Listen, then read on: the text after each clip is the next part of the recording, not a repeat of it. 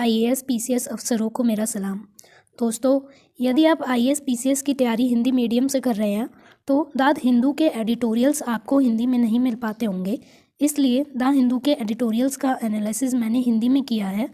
मुझे पूरी उम्मीद है कि आपको पसंद आएगा। तो दोस्तों, आज का एडिटोरियल शुरू करते हैं, लेकिन उससे पहले आप चैनल सब्सक्राइब कर लीजिए ताकि आपको डेली द हिंदू के एडिटोरियल्स हिंदी में मिलते रहें। तो दोस्तों, चलिए शुरू करते हैं। आज का एडिटोरियल नोटबंदी के ऊपर है। दोस्तों, आपको पता ही होगा कि अभी हाल फिलहाल में जो 2016 में नोटबंदी की गई थी, उसके मद्देनज़र एक सुप्रीम कोर्ट का निर्णय आया है। तो उसी पर ये आज का एडिटोरियल है। लेख हाइलाइट्स देखते हैं। सुप्रीम कोर्ट ने सोमवार को 4-1 के बहुमत से फैसले में निर्णय दिया कि जो 1000 और 500 के नोटों को बंद किया गया था, उसमें 4 लोगों ने तो ये कहा है कि ये ठीक था, इसमें कोई दिक्कत नहीं थी, पर एक जो जज थी बीवी नागरत्ना, उन्होंने इसे असंवैधानिक माना है और उस पर अपनी टिप्पणी की है काफ़ी। तो वो हम आगे देखेंगे। थोड़ा संदर्भ देख लेते हैं विमुद्रीकरण के बारे में, यानी डिमोनेटाइजेशन के बारे में। तो जो नोट होते हैं वो एक लीगल टेंडर होते हैं, ये आपको पता होगा। लीगल टेंडर का अर्थ ये होता है कि सरकार ने अपनी मान्यता दे रखी है कि अगर 500 का नोट है तो 500 रुपये जितना आप सामान बाज़ार में से ले सकते हैं और उस नोट को लेने से कोई भी मना नहीं कर सकता है, और अगर वो मना करता है तो उसे जुर्माना या जेल जाना पड़ सकता है। वो एक लीगल टेंडर होता है, और जब इस मान्यता को समाप्त कर दिया गया है तो उसे डिमोनेटाइजेशन कहा जाएगा। इससे खींची गई जो डिमोनेटाइजेशन है, उससे खींची गई मुद्रा में परिवर्तन तब होता है जब राष्ट्रीय मुद्रा में परिवर्तन होता है और धन के वर्तमान रूपों को समाप्त कर दिया जाता है, जिसे अक्सर नए नोट या सिक्कों से बदल दिया जाता है। तो डिमोनेटाइजेशन जो है, विमुद्रीकरण, उसके फ़ायदे और नुकसान देख लेते हैं। तो फ़ायदा क्या होता है कि काला धन बाहर आता है। आतंकवाद और नक्सलवाद के लिए जो काफ़ी धन हमारा चला जाता है, जो इधर उधर गलत तरीक़ों से पहुंच जाता है, वो भी ख़त्म होता है। तीसरा है कि सरकार को टैक्स ज़्यादा मिलता है। चौथा है कि बैंकों में नकदी बढ़ती है। और पांचवा, मकान सस्ते होते हैं। और नुकसान देखते हैं। किसानों को नुकसान होता है, इसके कारण अनेक लोगों ने जान गंवाई है।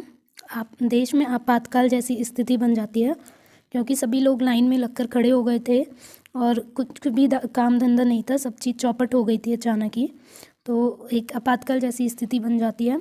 गरीब वर्ग को सबसे ज़्यादा समस्याओं से जूझना पड़ता है, और रियल इस्टेट क्षेत्र को भी नुकसान उठाना पड़ता है, क्योंकि जब नोट ही नहीं होंगे तो लोग कहाँ से घर वगैरह खरीदेंगे, तो इसलिए नुकसान उठाना पड़ता है।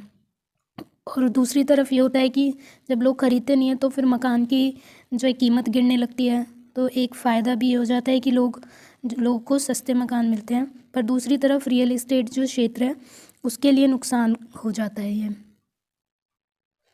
तो उद्देश्य देख लेते हैं। जो काला धन को जो डिमोनेटाइजेशन किया गया था, उसके क्या उद्देश्य थे कि काला धन जो है वो बाहर आ जाएगा, जालसाजी जो होती है वो कम होगी, टेरर फंडिंग कम होगी, नशीले पदार्थों की तस्करी कम होगी, एक समानांतर अर्थव्यवस्था का उदय होगा, और हवाला लेन देन सहित जो मनी लॉन्ड्रिंग है वो ख़त्म होगा। तो पैसे का विमुद्रीकरण हमारे भारत में कैसे किया जाता है वो देख लेते हैं। भारतीय रिजर्व बैंक का अधिनियम 1934 की धारा 26 की उपधारा का 1 जो है वो कहता है कि प्रत्येक बैंक नोट भारत में किसी भी स्थान पर भुगतान के रूप में या उसमें व्यक्त राशि के लिए वैध मुद्रा होगा और केंद्र सरकार द्वारा गारंटी दी जाएगी। अर्थात जो भारतीय रिजर्व बैंक अधिनियम 1934 है, उसकी धारा 26 की उपधारा 1 बैंक नोट को वो वैध मुद्रा घोषित करती है सरकार द्वारा। सरकार उसे गारंटी देती है किसी भी नोट को। उसी अधिनियम की जो उपधारा 2 है, 26 धारा की उपधारा 2, वो ये लागू करती है कि जब केंद्र सरकार को की जा रही सिफारिश के माध्यम से बैंक के केंद्रीय बोर्ड द्वारा विमुद्रीकरण का प्रस्ताव शुरू किया जाता है, जो रिजर्व बैंक ऑफ इंडिया है, उसका जो केंद्रीय बोर्ड है वो सरकार को सिफारिश कर सकता है कि वो विमुद्रीकरण या डिमोनेटाइजेशन शुरू करें। ऐसा उपधारा 26 धारा की उपधारा 2 में कहा गया है। तो सिफारिश जो है वो किसी भी मूल्य वर्ग के बैंक नोटों की किसी भी श्रृंखला के संबंध में हो सकती है, और कोई भी मूल्य वर्ग का जो बैंक नोट है उसका कोई भी विशेष या निर्दिष्ट मूल्य वर्ग जो है, यानी कोई भी नोट किसी भी मूल्य का, कितने भी रुपए का नोट, कैसा भी नोट, उसके डिमोनेटाइजेशन के लिए वो कह सकता है। उक्त सिफारिश प्राप्त होने पर जब वो बैंक अपना प्रस्ताव भेजता है केंद्र सरकार के पास, तो केंद्र सरकार जो सिफारिश दी गई है बैंक द्वारा उसको स्वीकार कर सकती है या फिर अस्वीकार भी कर सकती है। अगर केंद्र डिमोनेटाइजेशन की बैंक द्वारा दी गई प्रस्ताव को अगर मान लेती है तो भारत के राजपत्र में वो एक अधिसूचना जारी करती है जिसमें वो तारीख निर्दिष्ट की गई होती है, जिससे किसी निर्दिष्ट मूल्य वर्ग के बैंक नोट वैध मुद्रा नहीं रहेंगे और केंद्र सरकार की गारंटी समाप्त हो जाएगी। अगर सरकार वो प्रस्ताव मान लेती है डिमोनेटाइजेशन का, तो फिर उसे वो अपना एक राजपत्र में सूचना देती है और अपनी गारंटी समाप्त करती है। उसके बाद अधिनियम केंद्र सरकार को विमुद्रीकरण का प्रस्ताव करने या शुरू करने से नहीं रोकता है। तो अधिनियम जो 26 अधिनियम की धारा 26 की उपधारा 2 है, उसमें ऐसा नहीं कहा गया है कि बैंक के अलावा केंद्र सरकार ऐसा प्रस्ताव नहीं ला सकती, तो ऐसा भी उसमें नहीं कहा गया है। तो इसलिए केंद्र सरकार जो है वो विमुद्रीकरण का प्रस्ताव ला सकती है। यह 7वीं अनुसूची की सूची की प्रविष्टि 36 के तहत ऐसा कर सकता है, इसीलिए पहले सरकार ने दी है। तो नोटबंदी पर केंद्रीय बैंक और सरकार के बीच खींचतान का जो मुद्दा है वो देखते हैं। धारा 26 की उपधारा 2 जो है वो कहती है कि केंद्र सरकार गजट अधिसूचना जारी करके बैंक नोटों का विमुद्रीकरण नहीं कर सकती, जैसे कि वह अधिनियम की धारा। तो मुद्दा ये है कि जो सरकार है वो अपनी असीमित शक्ति का प्रयोग नहीं कर सकती कि वो धारा 26 के तहत कोई भी अपना गजट अधिसूचना जारी कर दे और अपनी मनमानी करे, अपनी जो है शक्तियों का दुरुपयोग करे, जो कि बैंक की धारा 26 है उसके माध्यम से। तो मुद्दा यही है कि वो ऐसा नहीं कर सकती है कि आरबीआई एक्ट के तहत अपना गलत प्रयोग करे शक्ति का। दूसरी बात यह है कि केंद्रीय बैंक की राय भी सरकार को लेनी चाहिए थी, जो कि उसने नहीं ली।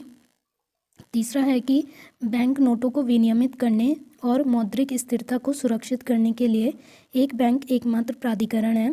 तो सरकार ने जो बैंक है उससे सलाह मशवरा नहीं किया, ना ही ये देखा कि हम इसके लिए अभी तैयार हैं या नहीं हैं, हमारी क्या स्थिति है, हमारे बाकी जो बैंक है एटीएम है उनकी क्या स्थिति है, और अपनी मर्जी से मनमाने तरीके से बहुत जल्दी आनन फानन में ये फैसला ले लिया। ये एक मुद्दा है। तो एक अध्यादेश या संसदीय विधान होना चाहिए था, ऐसा कहा गया है कि एकदम जल्दबाजी में फैसला ना लेके या तो संसद में प्रस्ताव आता, उस पर विचार विमर्श होता और वो कानून बनकर तब ये डिमोनेटाइजेशन होता, पर ऐसा नहीं हुआ। यही इसमें मुद्दा है। तो जो निर्णय आया है 4-1 का, यानी 4 का अर्थ है यहाँ कि 4 जो जजेस हैं उन्होंने इस पर सहमति दी है कि ये सरकार का निर्णय डिमोनेटाइजेशन का एकदम सही था, इसमें कोई त्रुटि नहीं है। पर एक जो जज हैं बीवी नागरत्ना है, तो जो बीवी नागरत्ना जी हैं उन्होंने अपना अलग मत दिया है बाकी चारों से। बाकी चारों ने तो इस निर्णय को सही ठहराया, पर बीवी नागरत्ना जी जो हैं वो अपना अलग निर्णय देती हैं। हालांकि बहुमत से इस जो निर्णय आया है वो यही आया है कि सरकार की गलती नहीं है कोई, पर उनका अल्पमत जो है बीवी नागरत्ना जी का वो बहुत ही महत्वपूर्ण है। तो वो क्या कहती हैं कि जो अधिनियम की धारा 26 है उसकी जो उपधारा 2 है उसके तहत अपेक्षित अधिसूचना जो जारी की गई है वो सही नहीं है। उनका कहना है कि ऐसा प्रावधान उन मामलों में लागू नहीं होगा जहां विमुद्रीकरण का प्रस्ताव केंद्र सरकार से उत्पन्न हुआ है। तो उनका मानना है कि आरबीआई एक्ट जो है वो बैंक का एक्ट है और ऐसा डिमोनेटाइजेशन का फैसला बैंक को लेना चाहिए था, ना कि सरकार को, क्योंकि जो आर्थिक स्थितियां हैं या अर्थशास्त्र संबंधी जो मुद्दे हैं वो बैंक अच्छे से देख सकता है। इसलिए बीवी नागरत्ना जी का मानना है कि ये जो प्रस्ताव लाया गया है केंद्र सरकार द्वारा वो गलत है, उसमें कमी है और केंद्र सरकार को नहीं करना चाहिए था। अगर डिमोनेटाइजेशन का प्रस्ताव लाना भी था तो वो बैंक का निर्णय होना चाहिए था, ऐसा उनका मानना है। दूसरी बात उन्होंने कही है कि केंद्र सरकार ने बैंकों को भी स्वतंत्र राय नहीं दी, अर्थात बैंकों की ना सलाह मशवरा अच्छे से नहीं लिया गया है उनसे जो अर्थशास्त्र की जो बात उनसे करनी चाहिए थी, उनसे सलाह लेनी चाहिए थी, वो केंद्र सरकार ने नहीं ली है। ऐसा भी उन्होंने बीवी नागरत्ना जी ने कहा है। तीसरी बात वो कहती हैं कि जो दिनांक 8 को नवंबर 2016 को ये जारी किया गया था आरबीआई के एक्ट 26 के तहत, वो अधिसूचना ही गैर कानूनी है। और उनका कहना है कि इसे या तो संसद के कानून द्वारा लाया जाना चाहिए था या फिर कोई अध्यादेश ऑर्डिनेंस पास करना चाहिए था और अपनी मनमानी नहीं करनी चाहिए थी, ये उनका कहना है। तो दोस्तों, अगर आपने अभी तक चैनल सब्सक्राइब नहीं किया है तो चैनल सब्सक्राइब कर लीजिए ताकि आपको डेली द हिंदू के एडिटोरियल्स मिलते रहें। चलिए आगे का रास्ता देख लेते हैं, वे फॉरवर्ड। यह उपाय देश के आर्थिक स्वास्थ्य और सुरक्षा के लिए चिंता को दर्शाता है और दूरदर्शिता को प्रदर्शित करता है। तो इस उपाय को अधिनियम के प्रासंगिक प्रावधानों के विशुद्ध रूप से कानूनी विश्लेषण पर ही गैर कानूनी माना गया है, ना कि विमुद्रीकरण की वस्तुओं पर। तो जो विमुद्रीकरण हुआ है उसका जो फ़ायदा या नुकसान हुआ या उससे क्या घाटा हुआ, उस पर ये फैसला नहीं आया है। जो इसकी प्रक्रिया थी उस पर उसे गैरकानूनी माना गया है। तो इसको जो है सोच विचार कर ऐसा निर्णय, जो इतना बड़ा निर्णय है, वो लेना चाहिए था।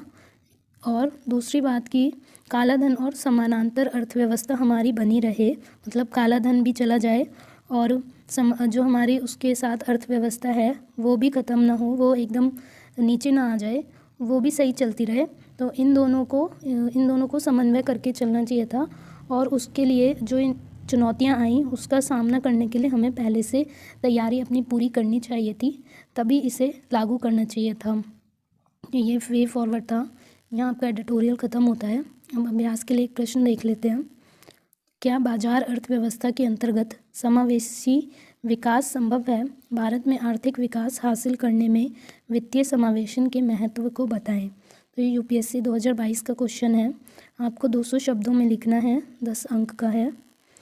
दोस्तों, पिछली वीडियो में मैंने आपको एक एमसीक्यू दिया था, उसका आंसर देख लीजिए।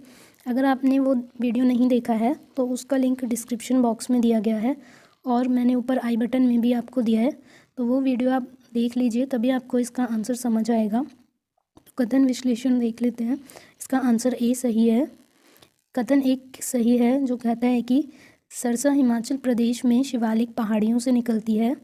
कथन 2 भी सही था जो कहता है कि यह सोलन ज़िले से होकर बहती है जो पंजाब की सीमा में है, पंजाब में रूपनगर ज़िले में प्रवेश करती है और अंत में सतलज में मिल जाती है।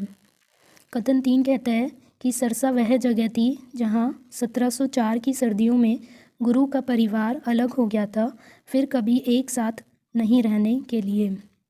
तो इस प्रकार जो है ये सिख चेतना में छोटी नदी है जो महत्वपूर्ण है। आज का प्रीलिम्स प्रैक्टिस एमसीक्यू देख लेते हैं। दोस्तों, आपको इसका आंसर कमेंट करके देना है।